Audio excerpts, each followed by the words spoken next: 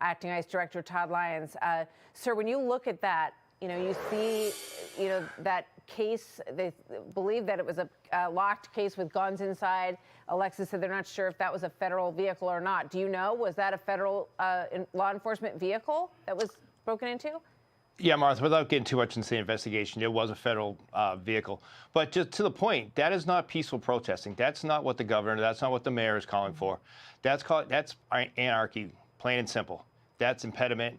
And unfortunately, that's what ICE agents are encountering every day. What we really need is elected officials to say, you can peacefully protest, but not like that, not throwing fireworks, not breaking into vehicles, not putting your hands on ICE agents. But instead, they just keep increasing the rhetoric. And that's why you keep seeing this night after night, what the men and women of ICE and our other federal partners and to a fact, local law enforcement are encountering daily.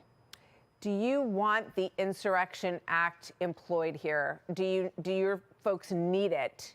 Is that what you're asking President Trump to do? Martha, we're not going to get ahead of the president, but I will tell you, as Secretary Noem's given us all our law enforcement tools at her disposal to go ahead and protect our agents. But just seeing this, we have the mayor say that there's so many ICE agents and Border Patrol agents on the ground. Well, the problem is the fact that you have local law enforcement who don't come to the aid of federal enforcement when we ask for it. You have protesters that are showing up within seconds, if not minutes, to an ICE arrest. So, of course, we have to start bringing our own resources in there. And it's causing situations just like this. If local law enforcement and local officials would just work with us on the front end and take these individuals in custody, you wouldn't see this. But no, instead of calling for the protests to stop impeding ICE agents, what they're doing, they're calling for people to actively resist. And that's exactly what you're seeing here. Is it working? I mean, what were the targets for how many people you went into the state of Minnesota with wanting to apprehend based on their criminal records?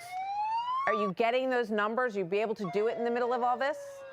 We are, and that's a true accomplishment to the men and women of ICE and our federal partners, is the fact that we are making a significant difference, and we are making a large number of arrests through all these kind of protests. But it's because we had to bring in so many federal resources just to provide security for our own folks. But if you look at the worst of the worst, and you look what DHS put out with some of those cases, we've had so many rapists, murderers that were roaming free and hiding in plain sight in Minneapolis, in Minnesota.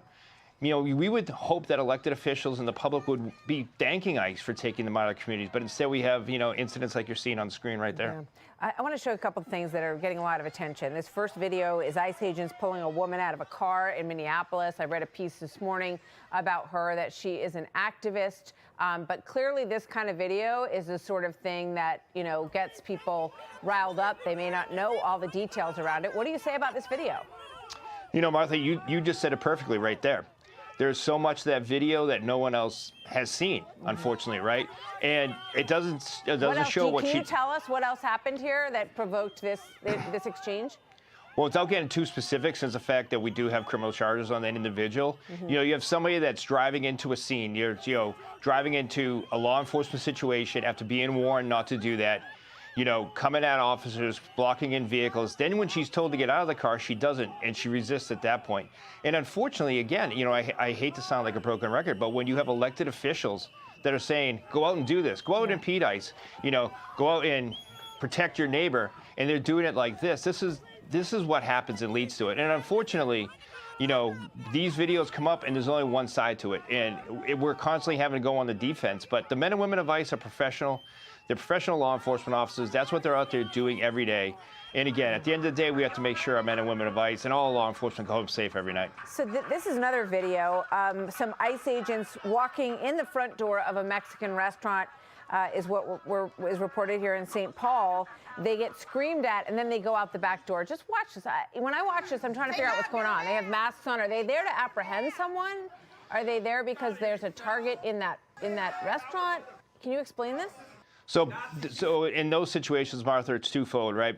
So we do have Homeland Security investigations, special agents that are on the ground, and they're also investigating potential worksite enforcement situations where we've received tips or we have known targets that are being employed in the United States or in a restaurant, say, in this situation, and they're going to investigate that. We do a lot of consensual encounters when we do worksite enforcement. We work with employers to see who's actually there. If we have a tip that someone maybe involved in human smuggling or some type of forced labor situation, that's what they do. So in all situations, they'll go there and conduct a consensual interview, investigation with that business owner. And if they develop any leads or any evidence, they'll come back with a criminal warrant, like all HSI investigations has